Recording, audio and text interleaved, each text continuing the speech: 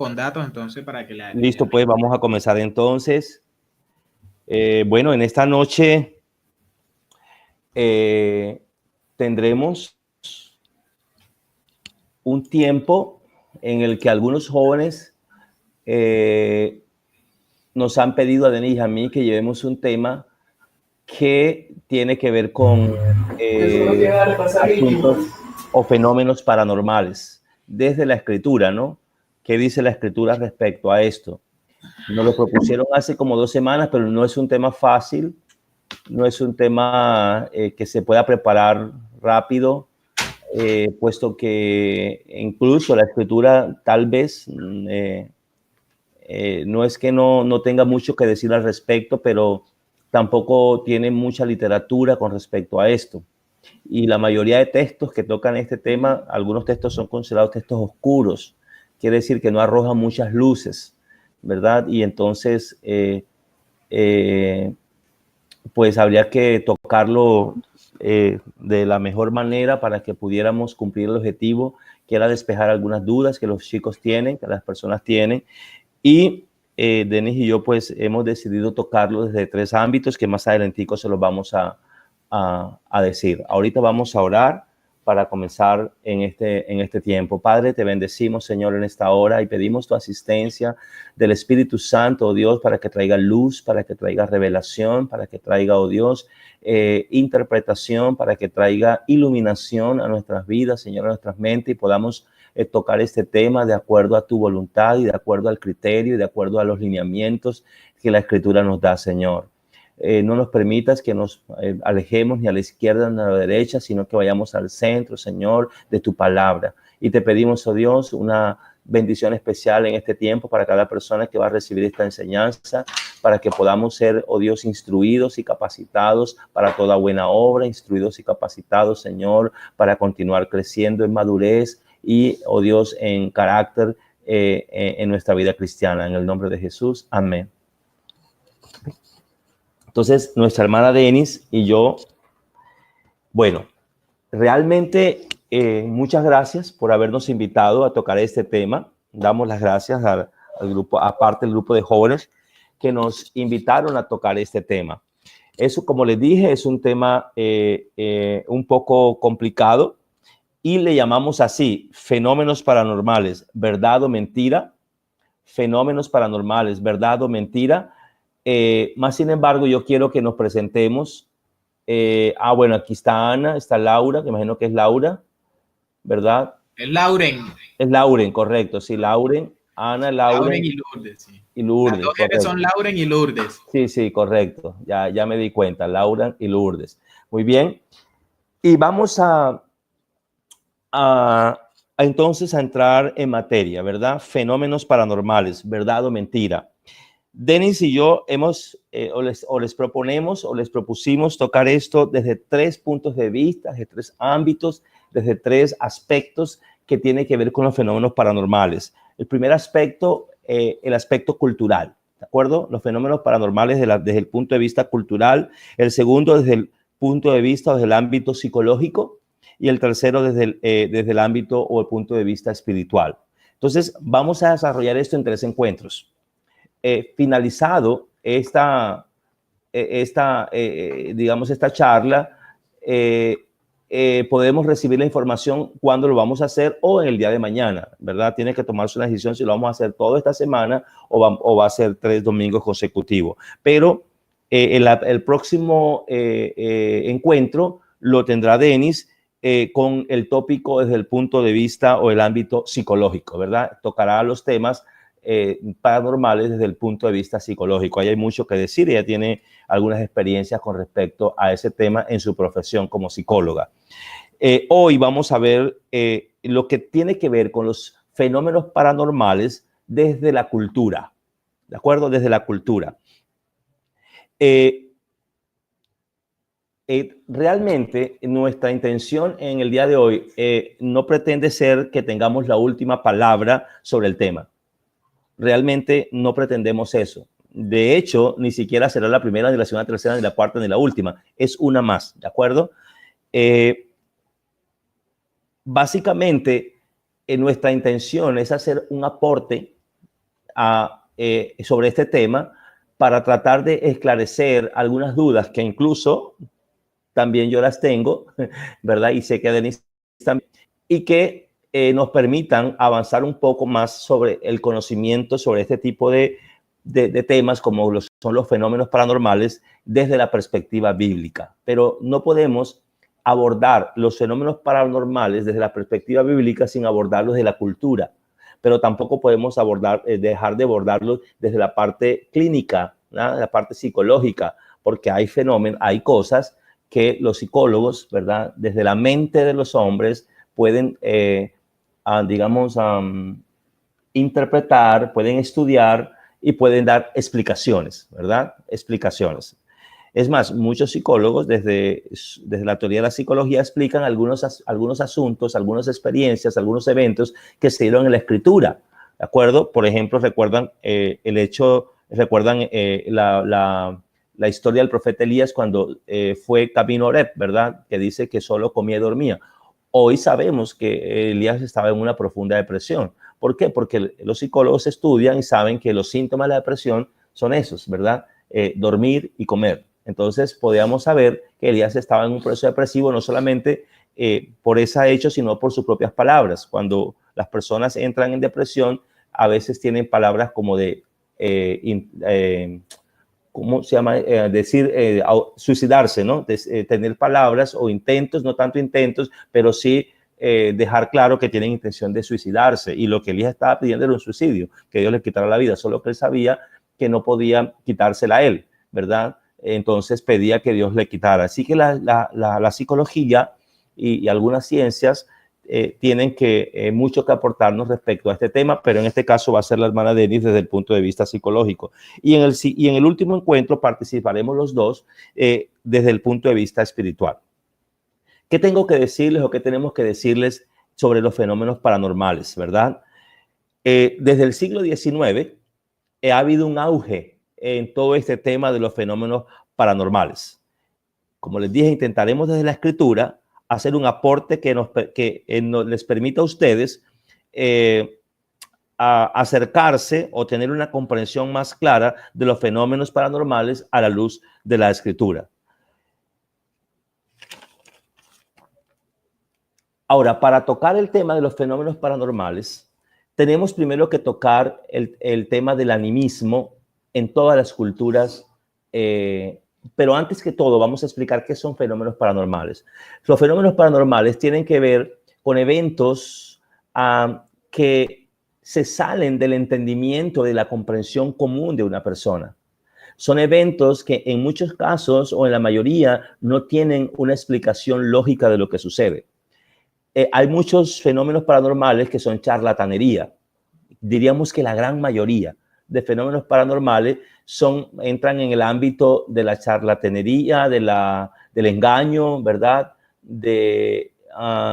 Digamos, de este tipo de material, ¿verdad? Que lo único que busca es llamar la atención, pero que en algunos casos, o en la mayoría de los casos, simplemente son montajes o simplemente son juegos que se hacen digamos, de las herramientas tecnológicas que existen hoy en día y que permite hacer este tipo de montajes. Hace poco, no hace como un año, yo me vi un video sobre una criatura que volaba, ¿verdad? Y después daban la explicación de que esto había sido un montaje y lo decían cómo había sido, y la misma persona que lo hizo daba la explicación cómo lo hizo. Sin embargo, mucha gente lo vio como algo paranormal, ¿ok? Entonces, en eso tenemos que ser muy cuidadosos porque gracias a estas tecnologías, hoy, digamos, son muy fácil de manipular los sentimientos, las emociones de las personas a través de materiales que realmente no tienen de paranormal, nada. Pero hay otros eventos que realmente no tienen explicación lógica y que se salen, como dije, de la comprensión humana y a veces requieren una explicación o científica, ¿verdad? O espiritual, ¿verdad? Entonces, ese aspecto cultural es importante abordarlo porque nos permite a nosotros entrar a la mente de la cultura humana y mirar que los asuntos paranormales no son asuntos nuevos, aunque ha tenido un auge desde el siglo XIX. Realmente los asuntos paranormales están basados en una creencia universal que está en la mente de los hombres y que tiene que ver con el animismo. ¿Qué es el animismo realmente? Voy a leer qué es el animismo para que ustedes me den un momentitico. Déjenme buscar acá algo. Un momentico. Ok. El animismo es una creencia religiosa que atribuye a todos los seres, objetos y fenómenos de la naturaleza un alma o principio vital. ¿De acuerdo? Eso es el animismo. El animismo es una creencia religiosa que le asigna, ¿verdad? O que cree que todos los seres animados e inanimados, no solamente objetos de la vida común, como un mueble, como este computador que estamos usando, como una mesa o una silla, sino también elementos de la creación, como el agua, como los ríos, como los mares, como la misma creación, el aire, los árboles, ¿ok?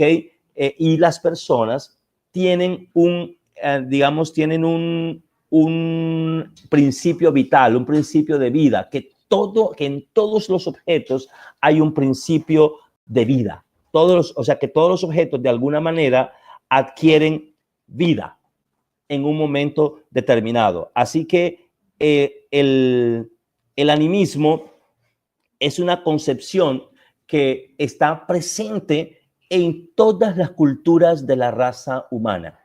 No hay una cultura de la raza humana que no se haya encontrado que esté presente el animismo. Desde las tribus indígenas más antiguas, digamos de Australia, África, América, ¿verdad? Asia, la cultura europea, en todas está presente este concepto de que las cosas tienen vida, adquieren de alguna manera vida en un momento determinado. Por supuesto que hay variación de cultura a cultura, ¿de acuerdo?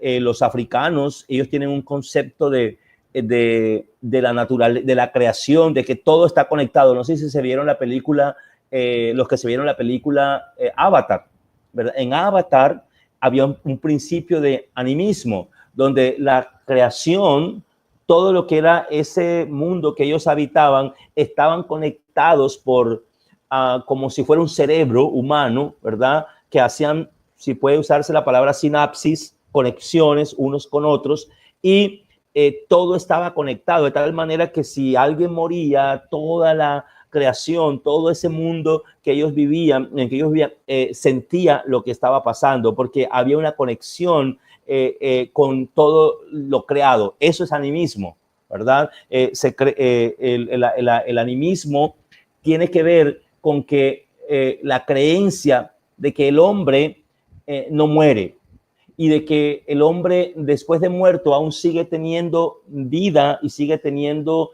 conexión con los que quedaron vivos, con el mundo que está vivo. Entonces, de alguna manera es una resistencia que los seres humanos ofrecemos a morir, porque tememos a la muerte y porque de alguna manera queremos perpetuar nuestra presencia en este mundo. Así que el animismo, como les dije, está presente en todas las culturas y como dije que aunque hay diferencias en cada una de las culturas, realmente hay una unidad de pensamiento, ¿verdad? Un hilo conductual en todas las culturas y que tiene que ver con este pensamiento de trascender más allá de la muerte,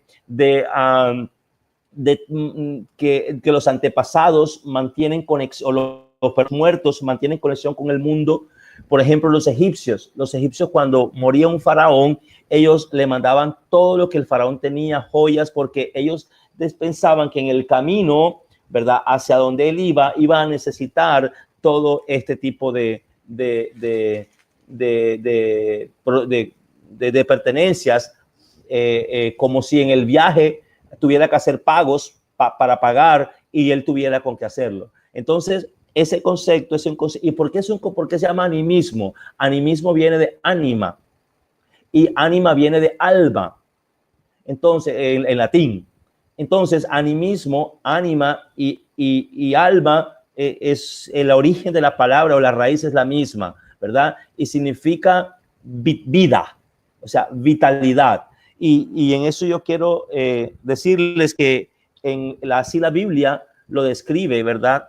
Cuando en Génesis, voy a buscar la cita aquí, Génesis 2.10, Génesis 2.17 no, ya le digo, el Génesis 2.7, ¿verdad? Dice que entonces Jehová Dios formó al hombre del polvo de la tierra y sopló en su nariz aliento de vida y fue el hombre un ser viviente. Algunas traducciones dicen un alma viviente y el apóstol Pablo lo interpreta como un alma viviente. En 1 Corintios 15:45 el apóstol Pablo dice que Dios formó, el apóstol dice, asimismo está escrito, fue hecho el primer hombre, Adán, alma viviente, ¿verdad? Entonces quiere decir que alma es una, nosotros no tenemos un alma, nosotros somos un alma, porque el alma es un ser vivo. Animismo viene de animar, de animado, de vida, o sea, un ser que es animado. Cuando decimos dibujos animados, ¿se acuerdan? Decimos los dibujos animados porque un dibujo por sí solo no adquiere vida. Se necesita algún tipo de tecnología para que él adquiera vida. Entonces, cuando ya se dibuja, adquiere vida, se llama ahora dibujos animados porque tiene vida. Nosotros tenemos vida, por tanto, somos un ser animado, ¿verdad? Somos almas, porque alma viviente es un ser animado que tiene vida.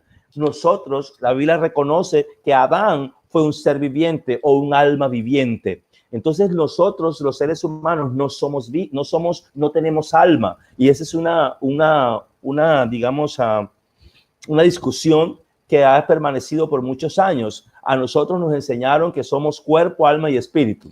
Eso fue lo que yo aprendí, que somos cuerpo, alma y espíritu. El cuerpo, que es el físico, ¿verdad? El espíritu que va a Dios y el alma, que es lo que mantiene la conexión, lo que nos permite mantener la conexión con el mundo, ¿verdad? Pero para el hebreo, el pensamiento es que el hombre tiene alma y espíritu. ¿Por qué alma? Porque el alma es el mismo ser viviente, es todo el hombre.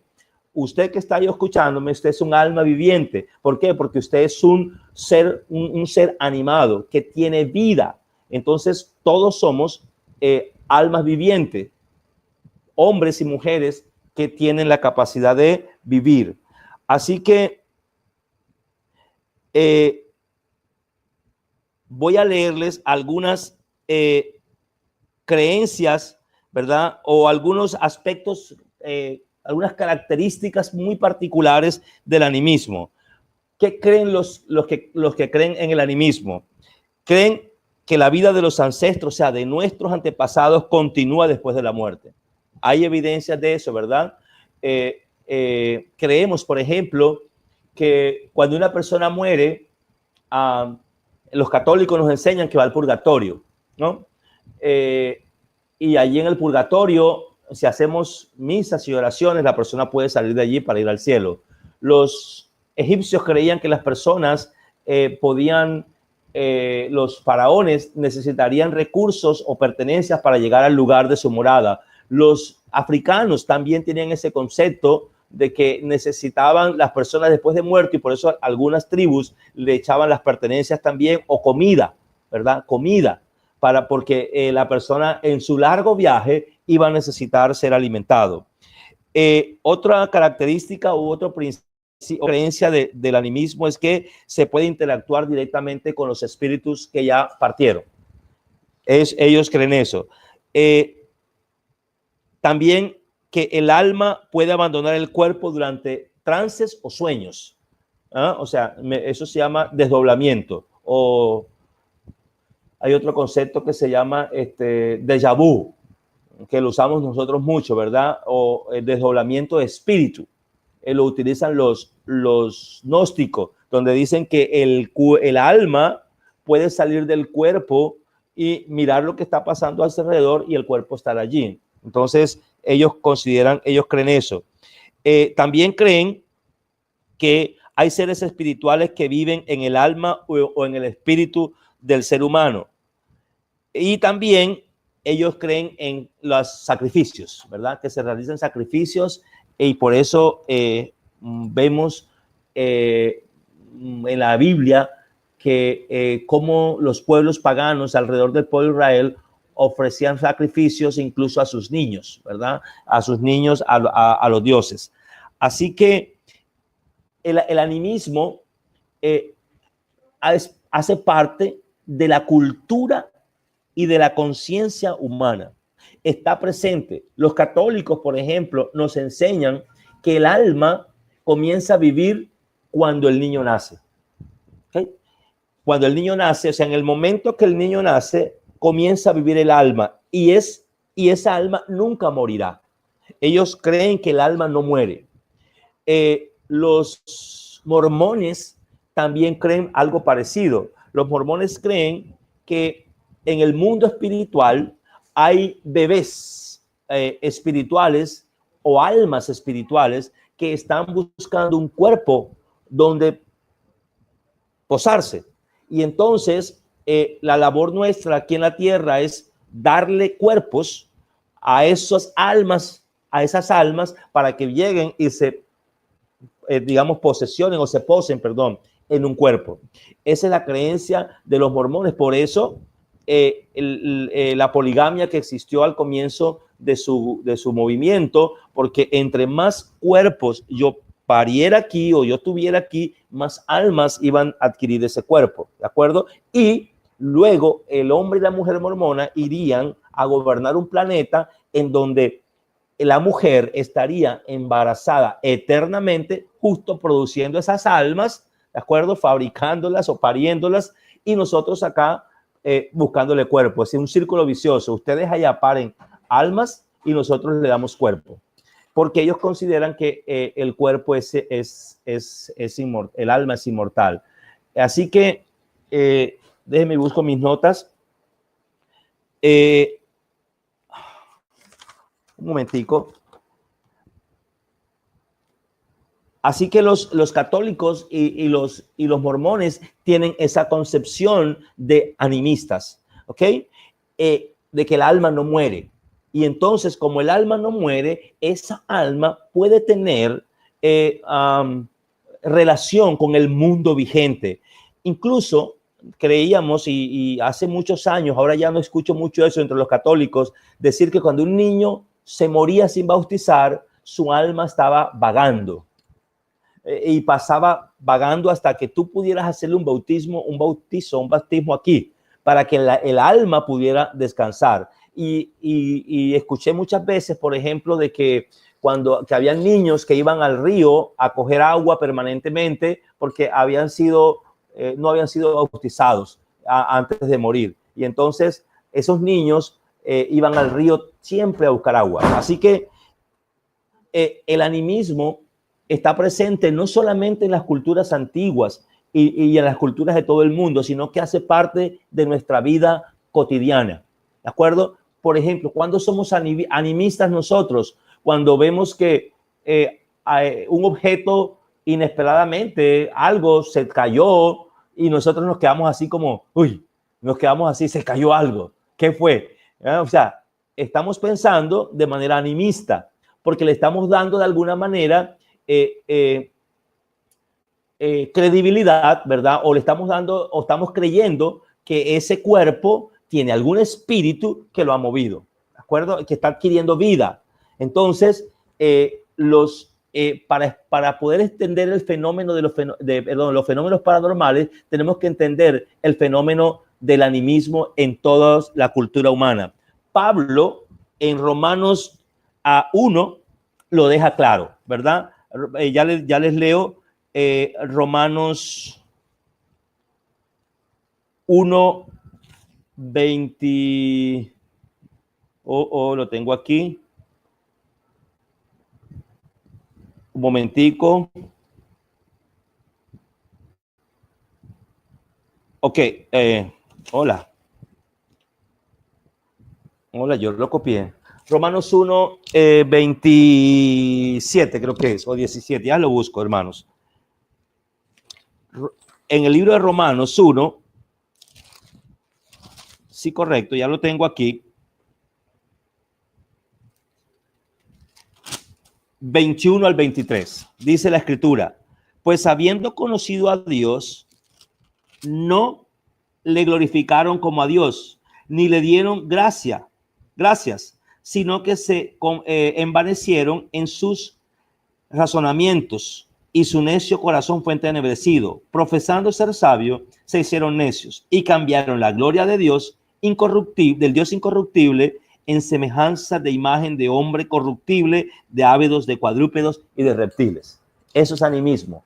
Es decir, desde que el hombre sale del huerto del Edén y el hombre comienza, lo que la escritura está hablando, lo que Pablo está hablando, eso es la culpabilidad del hombre. Y eso yo se los he hablado, ¿verdad? La revelación general, la revelación particular y la revelación especial, ¿verdad? La revelación general que tiene que ver que Dios se ha revelado a la conciencia del hombre y a través de su creación. La revelación particular que Dios se reveló a través del Antiguo Testamento, a través de los profetas. Y la revelación especial que Dios se reveló a través de su Hijo amado. Entonces, Jesucristo. Entonces, lo que Pablo está diciendo es que y no dice que ellos no conocieron, que ellos conocieron a Dios y conociendo a Dios y conociendo, es decir, que ellos conocieron a Dios, pero ¿qué prefirieron? Dejar al Dios y comenzar a creer en seres superiores y darles vida y espíritu a esos seres superiores, ¿verdad? Y lo que dice Pablo es que le da, versículo 23, y cambiaron la gloria del Dios incorruptible en semejanza de ¿qué? De imagen de hombre corruptible, de aves, de cuadrúpedos y de reptiles, ¿de acuerdo? Dándole vida a esos animales, dándoles como si tuvieran un espíritu superior a ese tipo de cosas. Ahí creo que es el origen del animismo, cuando el hombre deja la imagen de Dios, de contemplar la gloria de Dios, la imagen de Dios, y se va detrás de darle gloria a cosas incluso inanimadas, estatuas, correcto. Por ejemplo, los griegos, ellos, los griegos tenían dioses para todo. Por ejemplo, el dios del mar, Júpiter no, ya se me olvidó, ¿verdad? El de la película que dieron, el dios del viento, Eolo, ¿de acuerdo? Así, el dios de los muertos, el Hades, ¿ok?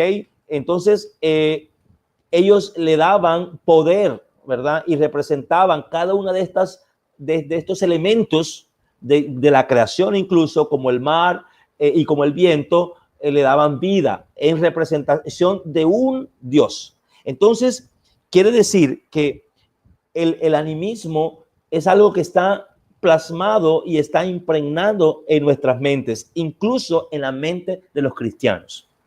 Por ejemplo, hemos dicho, por ejemplo, en campamento, cuando íbamos a campamento, en campamento habían historias y la gente tenía temor a veces en la noche porque podía escucharse ruidos, podía verse cosas. Ese tipo de cosas y de experiencias son animistas, porque le estamos dando vida a objetos inanimados, ¿de acuerdo? Objetos de la creación y cosas como esa. Así que no es tan fácil desligar esto de nuestra cultura, porque culturalmente somos seres animistas y tanto es así que aún en la iglesia, este animismo ha penetrado, ¿de acuerdo? Y vemos en cualquier manifestación, miren qué importante esto, ¿verdad? Vemos ahora eso sea una exaltación, una apología, una exaltación a este tipo de fenómenos demoníacos, ¿verdad? Espirituales o espiritistas casi, donde la iglesia ha entrado en este juego y ve en todo una manifestación de Satanás. Y si una silla se mueve en la casa, eso es Satanás.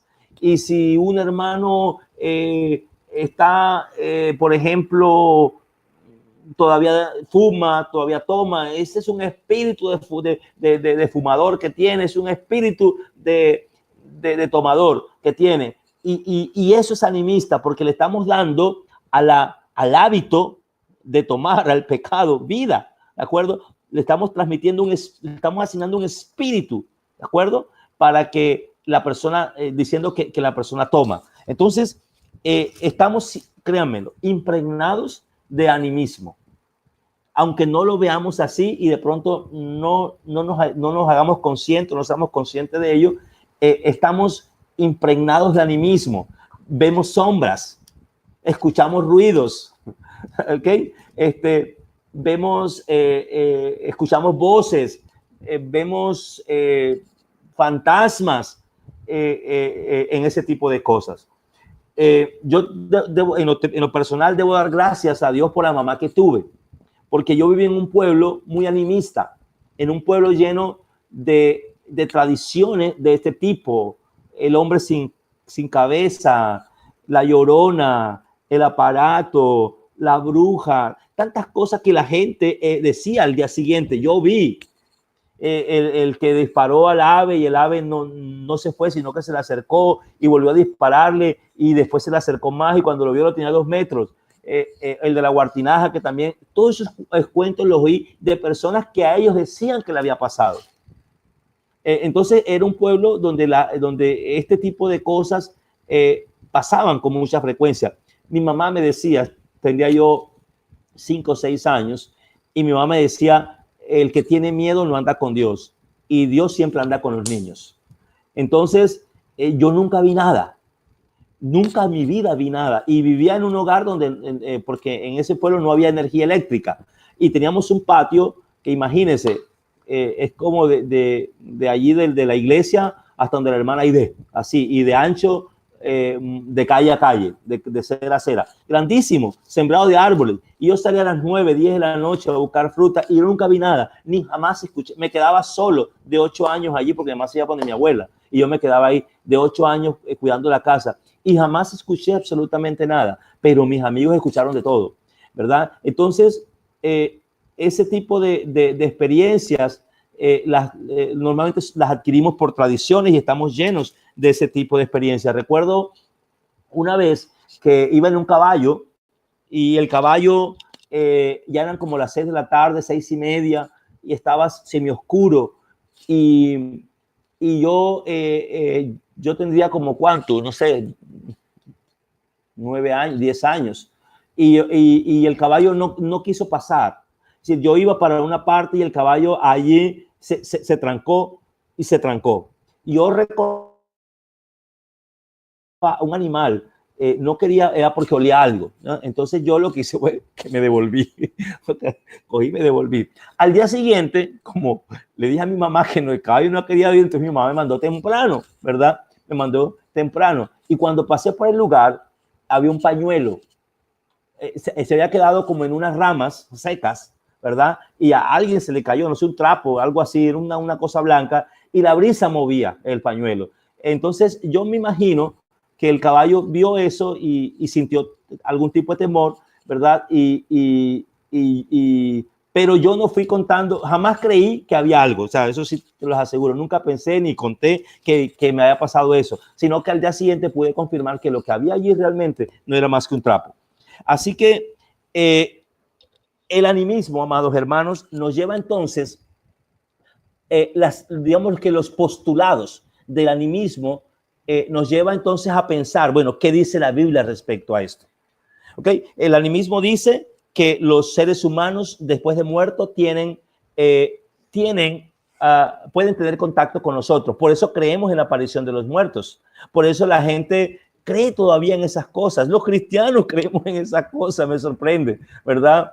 que te jaló el pie, que la persona, que escucharon, murió la persona y escucharon ruidos en la nevera, que escucharon ruidos en la cocina, que escucharon pasos, que lo que la persona hacía en vida lo está haciendo ahora en muerto. Y no crean que eso está lejos de nosotros. Realmente lo he escuchado mucho a veces dentro del pueblo de Dios. Todavía creemos en muchas cosas que son animistas, ¿verdad? El luto es una manifestación de eso. Creemos que el luto todavía es una manera de no aceptar la muerte y de no desprendernos del ser querido. El luto no es más que eso. El luto es recordar permanentemente a la persona como si estuviera viva. Entonces, nos cuesta trabajo. Al hombre en general le cuesta trabajo aceptar la muerte como algo definitivo en la vida del hombre, porque es cultural, ¿de acuerdo? Es cultural. ¿Y de dónde nace eso? En la medida en que el hombre se alejó del Señor. Pablo lo dice, ¿cierto? Conociendo a Dios, decidieron hacer tal cosa. Decidieron ser animistas, decidieron buscar refugio, crearse de otros dioses, refugiarse en otros dioses. Eso es lo que dice Pablo. Y entonces de allí viene una mente del hombre cargada de este tipo de cosas. Ahora, ¿pero qué dice la Escritura? Entonces, cada tema lo vamos a confrontar con la Escritura. Sí, esto es lo que dice, digamos, la cultura, pero es lo que dice la Escritura. Esto es lo que dice la clínica, ¿cierto? Pero esto es lo que dice la Escritura, ¿de acuerdo? Entonces, vamos a ir a lo que dice la Escritura en este momento, ¿verdad? ¿Qué dice la Escritura? Pues vamos a ir desde el comienzo, desde el principio, así como esta mañana, ¿cierto? Hablamos desde el principio en la carta del apóstol Juan. ¿Qué dice Génesis 2:17? Génesis 2, hoy la hermana de Yanis me pasó las pastillas de vida 19 que va a ser para esta semana y tiene uno de los textos de Génesis 2:17, ¿verdad? Y dice la Escritura que Dios le dijo al hombre, ciertamente morirás. En Génesis 2:17 le dijo, ciertamente morirás. Vamos a buscar ese texto. ¿Es Génesis 2? Sí. Génesis 2:17. Deme chance. Ok. Mis gafas. Ok, así veo más los números. Génesis 2:17. Aquí. Mas del árbol de la ciencia del bien y el mal no comerás, porque el día que de él comieres, ciertamente morirás. Entonces, Dios establece la sentencia, ¿de acuerdo? Que si el hombre desobedecía, ¿okay? Desobedecía el mandato del Señor de no comer del árbol del bien y del mal, ciertamente iba a morir. Entonces, ¿qué es lo que dice el animismo? Que nosotros cuando morimos tenemos una conciencia todavía en el más allá. Seguimos teniendo relación e influencia sobre este mundo. ¿De acuerdo? Eso es lo que dice el animismo. Pero la Escritura, desde el Génesis 2, ya el Señor comienza a decir al hombre, si tú no obedeces el mandamiento de no comer del árbol del bien y el mal, ciertamente morirás. Ahora, en el huerto del Edén, el hombre no moría, ni física ni espiritualmente. Ni física ni espiritualmente. Pero cuando el hombre desobedece, el hombre muere 2 veces. Muere físicamente, comienza el proceso de morir físicamente y comienza el proceso de morir espiritualmente. Yo creo que les he dicho que tengo un cuasi primo que es médico y es muy inquieto, ¿verdad? Él vive en Bogotá y él decía, cuando yo conversaba con él, decía, el ser humano es tan perfecto que no debiera morir. Está hecho para no morir. ¿Por qué muere? Me decía, no sé. Entonces yo le explicaba, ¿verdad? El hombre desobedeciendo y la sentencia de Dios diciendo que si desobedecemos, ciertamente moriremos. Entonces, está claro que el hombre morirá. Ahora, Pero ¿qué pasó? ¿Verdad? Pero vino una serpiente y le dijo al hombre, no morirás. Es mentira. Tú no vas a morir. ¿Ok? Entonces, por un lado, Dios diciéndole al hombre, ciertamente morirás, pero la serpiente diciéndole al hombre, Dios te dijo que iban a morir, eso es mentira. Lo que pasa es que él sabe que si tú comes de ese árbol, serás igual que Dios. O sea, conocerás el bien y el mal como él. Oh, qué atractivo esto, ¿verdad? Entonces, aún hoy, escucha, aún hoy, la palabra sigue diciendo, ciertamente morirás, porque la paga del pecado es muerte. Porque la paga del pecado es muerte. Ciertamente, Dios sigue diciéndole hoy al hombre, morirás. ¿Y saben qué? La serpiente, que es Satanás, la serpiente antigua, aún hoy sigue diciéndole a la mente de los humanos, no morirás. Por eso hay esa concepción universal en todas las culturas de que el más allá, de que cuando morimos aún podemos seguir teniendo conexión con este mundo, porque no queremos morir, porque nos negamos a morir. Pero desde el Génesis el Señor ha dicho, morirás, ciertamente morirás. Y si nosotros vamos al Salmo 104:29, ¿verdad? El Salmo 104:29 dice, dejan de ser y vuelven al polvo. Dejan de ser y vuelven al polvo. Salmo 104, versículo 9. 104, versículo 9 dice, les pusiste término, el cual no traspasarán, ni volverán a cubrir la tierra. Pero este no es. Un momentico. 104:29, perdón, 104:29. Dice, escondes tu rostro, se turban, les quitas el hálito, dejan de ser y vuelven al polvo, ¿verdad? Y vuelven al polvo. ¿A quién se refiere? A nosotros, a las almas vivientes. Es decir, que el alma que somos nosotros, porque somos un alma viviente, deja de ser y vuelven al polvo. No es como dicen los católicos, que el alma es inmortal y el hombre puede seguir teniendo incidencia con su alma en este mundo, ¿verdad? Y por eso las personas creen que esto de que no, mi papá me dijo o mi mamá que si yo no hacía tal cosa, él me iba a salir. ¿Ok? Me iba a salir, porque esa alma creen que es inmortal y puede volver. Pero la escritura dice, ¿qué dice la escritura? ¿Verdad? Dice que dejan de ser y vuelven al polvo. Es decir, dejamos como seres humanos de ser completamente y volvemos al polvo. Ezequiel 18:4 dice, el alma que pecare, esa morirá. Es decir, el alma puede morir, claro, porque si morimos nosotros, muere el alma, porque nosotros somos el alma.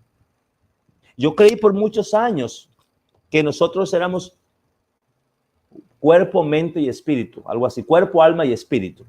¿Okay? Por muchos años.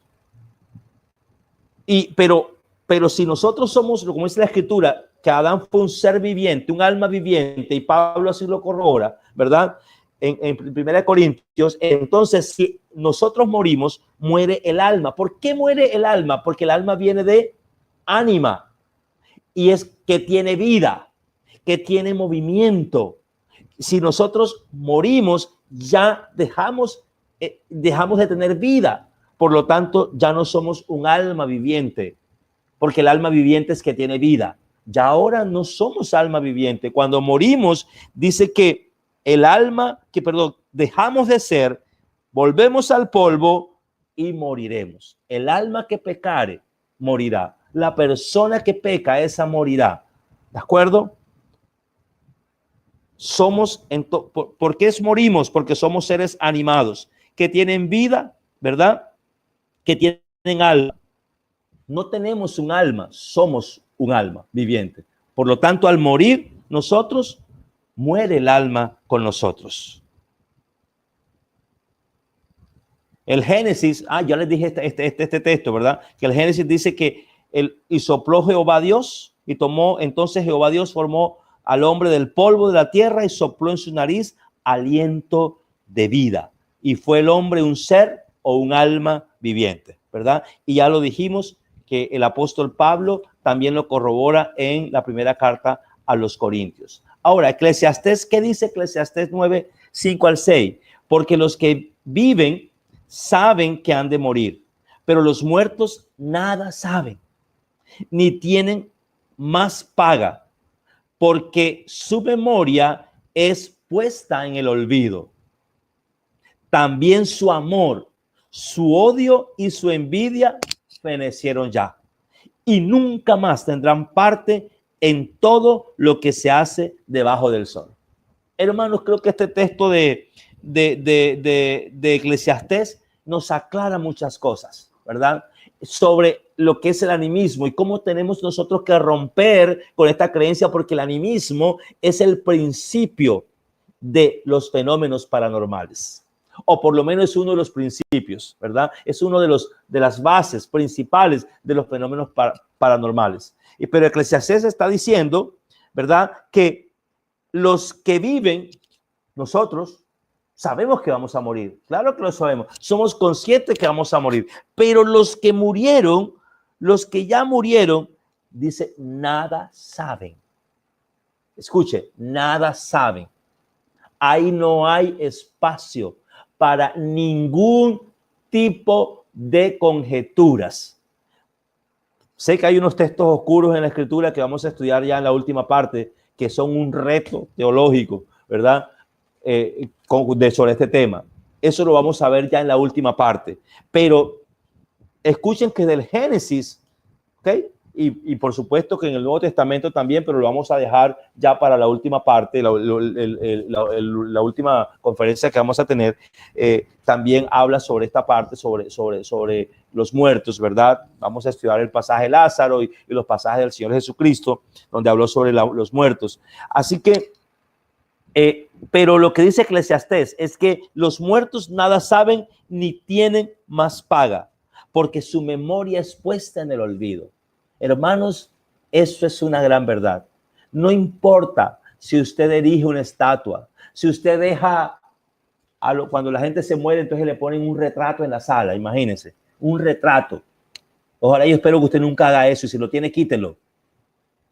Si lo tiene, quítelo, porque eso son cosas animistas.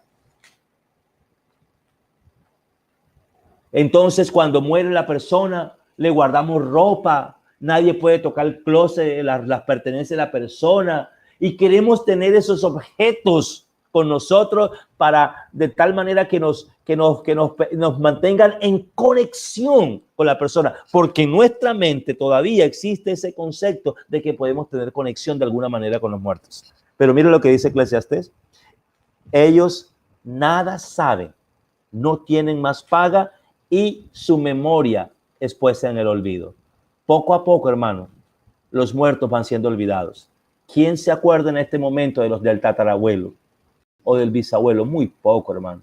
Poco a poco vamos olvidando. Pero no solamente eso. Mira lo que dice. También su amor, su odio y su envidia fenecen ya. Es decir, no solamente la persona, sino sus sentimientos fenecen. Y a veces permanecemos aferrados al amor de alguien que ya está muerto. Ya no podemos permanecer aferrados al amor de alguien, porque ya ese amor feneció, y nunca más tendrán parte en todo lo que se hace debajo del sol. Es decir, nunca más esa persona podrá ser parte y tener influencia y tener contacto y tener relación con las cosas que se hacen debajo del sol, sino con las cosas que están todavía vivas. Eso es lo que la Escritura nos dice de la vida, del hombre, del destino del hombre. Eso es lo que la Escritura es categórica en esto. No hay probabilidad de que estas cosas se extiendan más allá. Así que, amado hermano, este es el tema que queríamos tocar en principio para introducirnos en lo que tiene que ver con los asuntos paranormales. El concepto de animista está íntimamente, directamente relacionado con los fenómenos paranormales. Y vamos a más adelante a ampliar esto. Hoy hemos querido simplemente mirar para que nos demos cuenta cómo estamos llenos de este concepto de animista que nos lleva a estar esclavos, ¿verdad? Y considerar que lo que la Escritura dice, muchas veces lo invalidamos con nuestras creencias y con nuestras tradiciones. La Escritura es clara y todavía hay cristianos que dicen que vieron al papá, que vieron a la abuela, que sintieron tal cosa, que hubo un ruido, que hubo una brisa, que alguien le tocó el pie, que la cama se movió, que la sábana, que no sé qué, tantas cosas que decimos, pero que simplemente son producto de ese, digamos, conciencia, no conciencia, sino de esa creencia universal que tiene que ver con el animismo. Espero, hermanos, haber traído un poco de luz cuanto a esto. Quiero que abran sus cámaras y quiero que abran sus micrófonos para mirar qué preguntas hay respecto al tema. Y expectativas. ¿Y expectativas? Explícalo, ¿cómo? No ellos, que digan qué expectativas tienen para seguir desarrollando. Ok, muy bien. La hermana Denis también, además de las preguntas, quiere saber ¿qué los llevó a pensar en abrir el espacio? ¿Qué los llevó a pensar en abrir este espacio y qué expectativa tienen con respecto a este espacio, ¿verdad? Entonces, expectativas referentes a las dos encuentros que nos hacen falta y ¿qué les llevó a abrir este espacio? Y además, si hay preguntas, es el momento de responderlas. Que lo escriban en el chat para yo leer. Si lo pueden escribir en el chat, mucho mejor para que la hermana Denis lo pueda leer. Vamos aquí hay 4 chats. A ver. Pero no veo ninguna pregunta. Hay 4, pero no veo ninguna. Ya voy a escribir. Dale.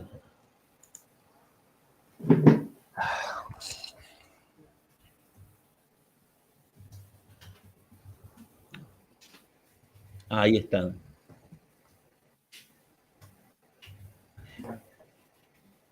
Yo no tengo esa habilidad de estar hablando y leyendo. Luis, qué pena contigo.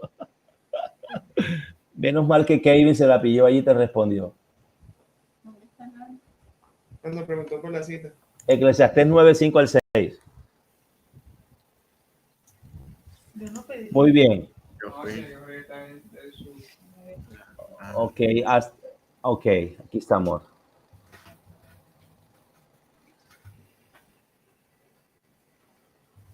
Aquí estamos.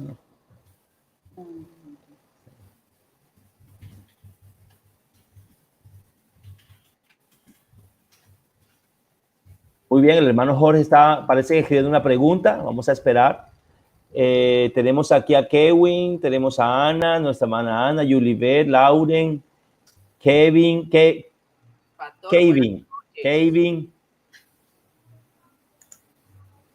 Ok, la pregunta es... Bryson también está. Bryson. Hola, Bryson, ¿dónde estás? Sí, él está aquí presente. No te veo, Bryson. Habla, no importa. Ok, aquí está, ya lo vi, parece que lo vi por allí. Dice, la temática surgió por una conversación que tuvimos en casa con Kevin, Jesús y Bryson. Ok. Sí, creo que me demoraría mucho escribiendo. Ok, dilo, yo le voy diciendo a Denis. Es que Okay. se demora mucho escribiendo, dice. Lo va a decir con la palabra, que se demora mucho escribiendo. Una noche estábamos acá en la casa. Estábamos en la casa. Y yo les conté. Y Jorge les contó. Jorge Les contó. se asustó. Les contó. Ok, entonces les conté de algunos acontecimientos del pasado y eso. Y de historias o más bien anécdotas de ¿cómo llamarle? de experiencias vividas. Sí, de experiencias vividas y creencias en el pasado. Sobre todo con de pronto a algunos líderes que en algún momento tuve que nos enseñaron unas cosas y ya después uno como que fue enseñaron algunas cosas, amoldando todo eso con respecto a la Biblia. Entonces teníamos esa duda de todas esas cosas. Bueno, que con respecto a esos fenómenos paranormales de que uno, bueno, no sé, a quien le jala la sábana o que siente que se hunde la cama como si alguien se sentara, pero uno mira y no hay nadie. Y uno mira y no hay nadie. Entonces, eso.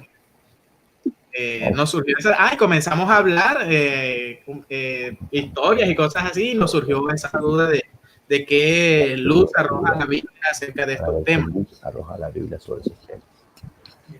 Muy bien, Jorge, gracias. Acá estábamos muertos de la risa de niño. No creas, Jorge, esto, yo crecí con eso, ¿viste? Escuchando, desde niño. Desde niño. Interesante lo del alma, porque nosotros, bueno, yo también crecí con esa idea de que éramos tripartitos, de que teníamos un cuerpo que era el recipiente del alma y del espíritu, de que el alma era esa como que nuestras emociones y pensamientos y el alma era lo que después digamos recibía el juicio de Dios. Recibía el juicio de Dios. Entonces, también era lo que recibía el juicio de Dios. Hasta que leí algunos textos y bueno, la escritura me aclaró ese punto bueno, en ese momento cuando me estrellé con esa verdad fue algo confrontante porque fue una creencia que uno trae desde mucho tiempo, desde niño, escuchándola y repitiéndola, y luego cuando la Biblia le presenta una cosa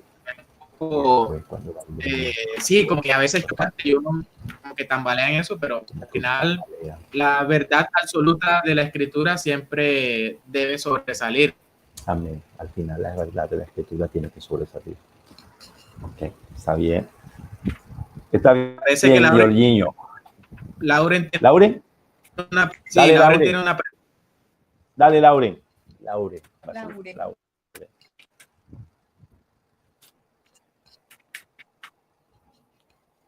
Lauren Sofía Pardo.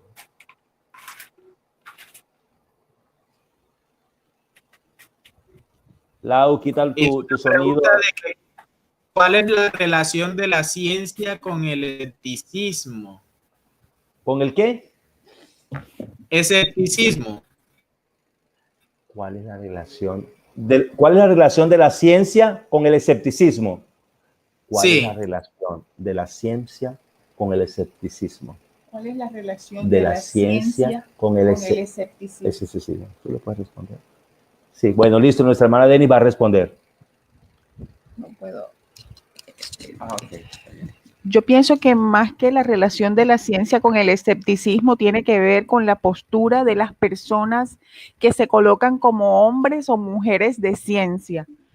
Si nosotros identificamos a la luz de la palabra, desde el punto de vista de la ciencia, todas las cosas que el Señor nos ha permitido conocer a través de la manera como Él se ha manifestado progresivamente a lo largo de la historia de la humanidad, nosotros pudiéramos, a la luz de la ciencia, poder encontrarle una explicación desde la perspectiva teocéntrica. Lo que nosotros encontramos son personas con corazones duros que se tratan de investir de ciencia para decir que realmente las cosas no existen. Son escépticos a no creer que todas las formas y las expresiones que Dios ha tenido de mostrarse a la humanidad no tienen cabida desde su explicación científica, pero hemos encontrado muchos científicos que son creyentes y que pueden reconocer que aún desde la ciencia puede darse una explicación y que en ella se resume que está la mano de Dios involucrada, ¿verdad? O es la artífice de todas las cosas que la ciencia aún no puede explicar.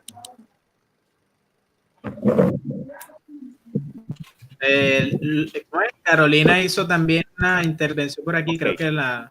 Ok, déjeme termino entonces con la pregunta que Lauren hizo, ¿verdad? Cuando Lauren habla de la ciencia, o sea, entiendo la pregunta, Lauren, a ver si me la corriges. O mejor dicho, la quiero retroalimentar a ver si yo la entendí. Eso. Cuando tú hablas de qué diferencia fue que dijiste, ¿verdad? ¿Hay entre la ciencia y el escepticismo o qué relación? La relación, ¿qué relación? ¿Qué relación? El escepticismo, ¿nos puedes explicar qué es el escepticismo? El escepticismo es una corriente, Perdón. El escepticismo es una corriente que se coloca en la postura de no creer a nada de lo que no puede verse desde el punto de vista científico. Entonces eso es escepticismo, o sea, tratar de colocarse en una postura de dudar y negar y no aceptar nada que no pueda explicarse desde el punto de vista de la ciencia. Digamos que el método científico. Lauren, ¿eso estamos de acuerdo, Lauren? O sea, ¿es ese la definición que tú también tienes de escepticismo? Sí, Lauren. Todo aquello que no pueda probarse a través del método científico, entonces soy escéptico. Ahora,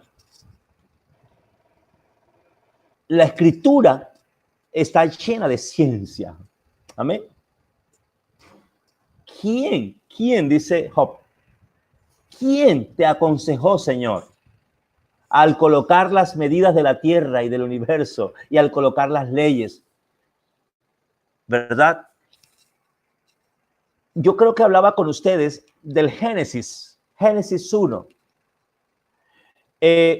como una manera de explicar científicamente lo que los científicos explican de la era de hielo, de la era de las épocas de los dinosaurios, de la era, ¿qué más? Ayúdenme con ese tema, los que saben de eso, los que les gusta, de la época prehistórica, pero más que prehistórica, de algunos eventos que aún no se pueden precisar en el tiempo, porque siempre se dicen aproximadamente.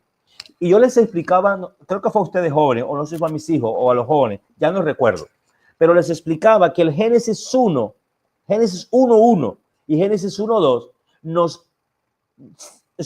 nos da toda la información que nosotros necesitamos para poder en un momento determinado encajar todo lo que la ciencia dice que pasó con lo que la Biblia describe. Génesis 1.1 dice: en el principio creó Dios los cielos y la tierra. En el principio creó Dios los cielos y la tierra. Ahora, ahí está, principio y crear. Kairos y barak, dos verbos, ¿verdad? Principio. En el Kairos es donde el tiempo es de los pocos pasajes donde se usa una medición de tiempo diferente a la medición que tú y yo conocemos.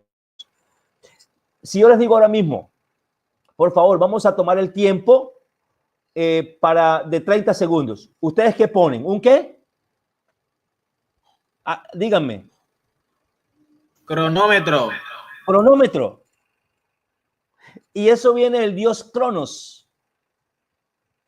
Cronómetro, que es el tiempo que el hombre puede medir. Cronos. En la Biblia se usan esos dos verbos. Kairos y Cronos.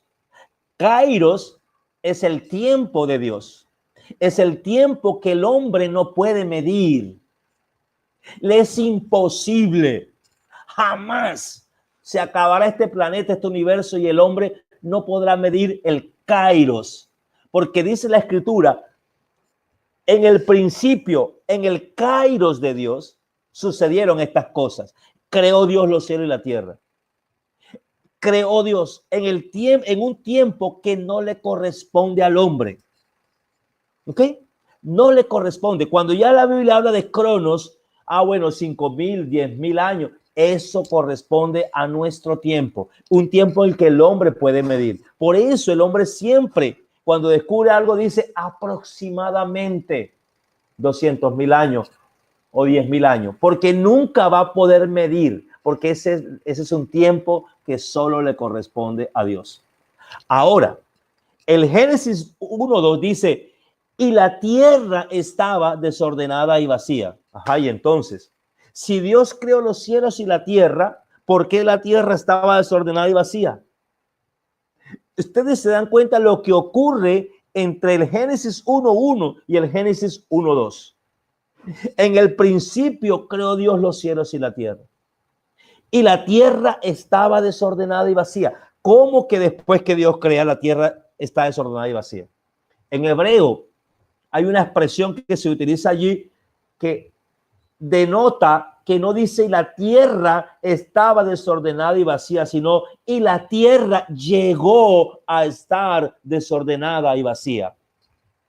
Lo que Dios creó, eso que Dios creó, dice que llegó a estar desordenado.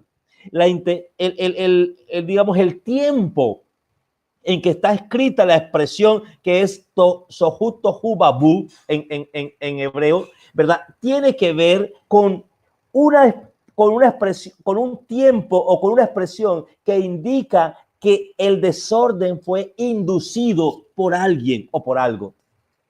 Cuando usted llega a su casa, usted dice, y usted encuentra que sus hijos desordenaron la casa, y usted dice, alguien desordenó esta casa. Usted sabe quién la desordenó, ¿cierto? Usted está diciendo la expresión no porque no sepa, sino porque usted sabe que la casa alguien la desordenó. En ese tiempo, hermanos, en que la tierra fue desordenada, allí caben los meteoritos que golpearon la tierra, la edad de hielo, la edad de bronce, la edad de los dinosaurios. Usted puede conversar con un erudito, con un ateo, con un estudiante universitario científico y decirle, claro que la Biblia habla de eso. ¿Dónde la Biblia no habla de eso?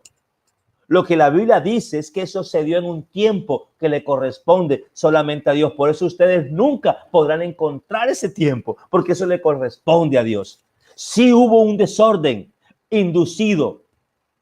¿Por quién? Por Satanás.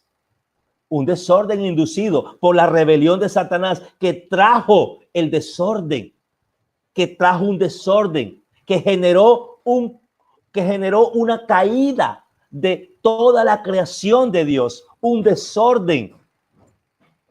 Y Dios luego comenzó a restituir, comenzó a crear a través de la creación, ¿verdad? Como se narra la creación. Y el día 1 Dios hizo esto y Dios comenzó a ordenar aquello que él había creado, pero que por una rebelión se había desorganizado y la creación de Dios había sufrido. Allí hay espacio para eso. Vamos entonces a otras preguntas. Wow.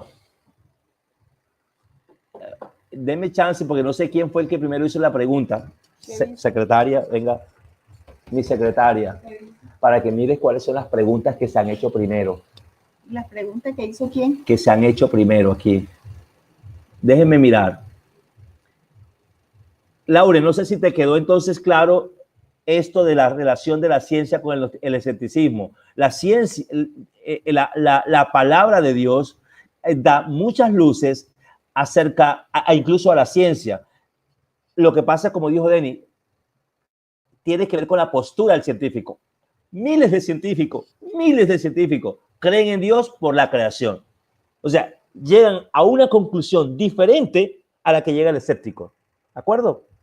Cuando abordan la creación a través del método científico, cuando abordan los fenómenos naturales a través del método científico, entonces ellos descubren y dicen, aquí tiene que haber un creador. Y muchos científicos se han convertido al estudiar.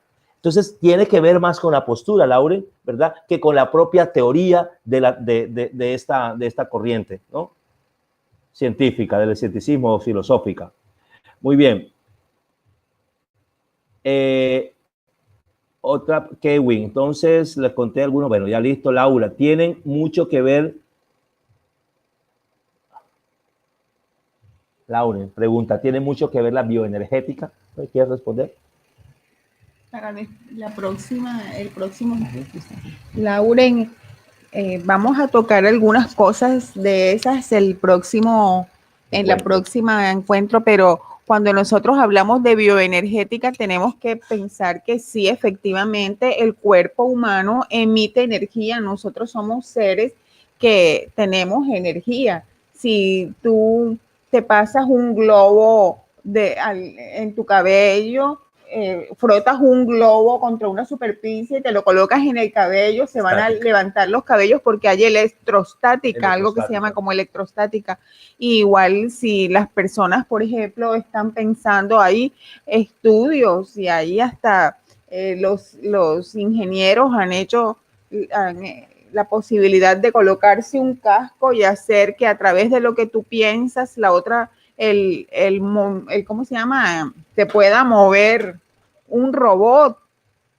Eso es energía. Somos energía. Dios nos creó como un alma viviente y desde alma viviente, pues claro que tenemos energía, y bioenergética habla de que nosotros como cuerpo, nuestro soma, nuestro cuerpo tiene energía y emana energía. Entonces, espero que en la próxima encuentro Denis pueda responder más esta pregunta de nuestra hermana Lauren, ¿verdad? Vamos a mirar aquí la chachi, o sea, nuestra hermana Ana. Dice Ana, ¿existe el mundo espiritual? Sí, Ana, existe. Creo que tiene que ver con el animismo, otras cosas siempre están a nivel de zona. También lo vamos a tratar. Listo, sí. Este es el tema que vamos a tratar en el último encuentro, Ana. ¿De acuerdo? En el último encuentro trataremos el encuentro de Saúl con el espíritu de Samuel, que es un texto muy. Entonces, vamos a tratarlo, pero la respuesta es sí. O sea, sí hay seres espirituales. Y justo esta es la respuesta que vamos a dar al final de los fenómenos paranormales. Hay una respuesta a la luz de la Biblia, ¿de acuerdo? Y lo vamos a tratar, Ana, desde esta parte que tú estás hablando sobre los ángeles y demonios. Hay manifestaciones. ¿Sí? Esto, me gustaría agregar un tantín. Claro. Bueno, yo creo, de acuerdo a lo que he estudiado, que claro que existe un mundo espiritual. El Señor es espiritual. Incluso la Biblia dice que los que le adoren es necesario que le adoren en espíritu. La esencia de Dios es espíritu. Luego fue que materializó a través de la creación, pero lo que se dio en el inicio de la eternidad pasada fue un mundo totalmente espiritual. Hablamos de ángeles, que son seres espirituales.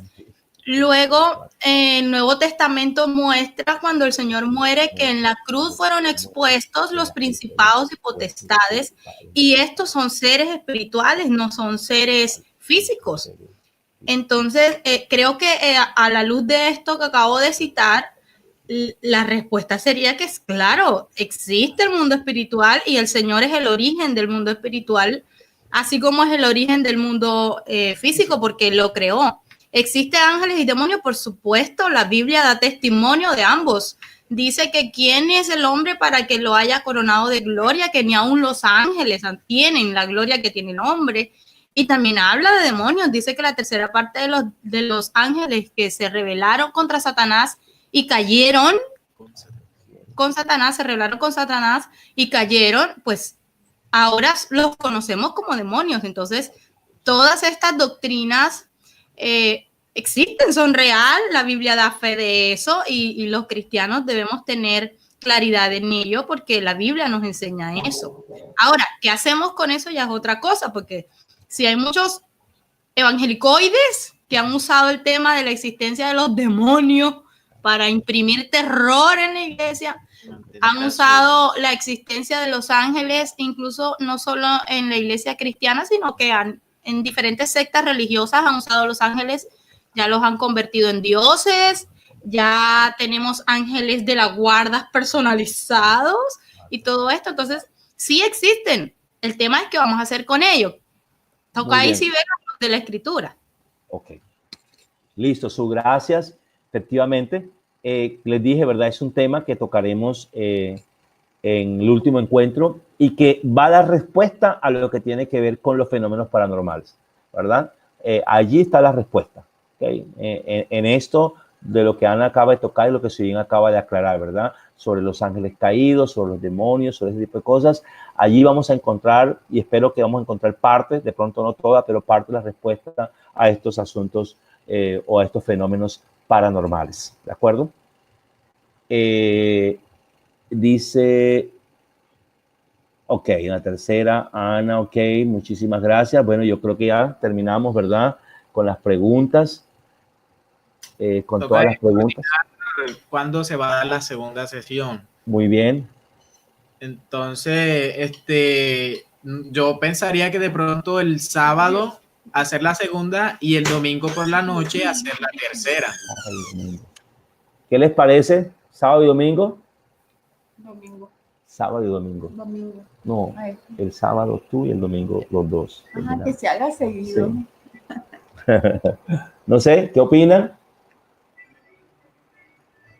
Nosotros podemos, sábado y domingo podemos.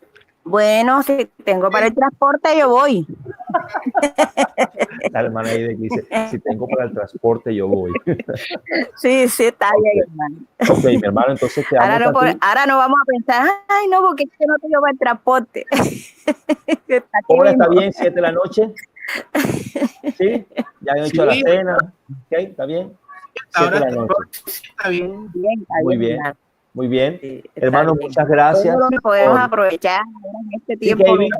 ¿Quiere decir algo? Pastor, yo el sábado no podría, porque el sábado tengo reunión juvenil, entonces... ¿A qué hora tiene reunión juvenil? A las 7. Ah, sí.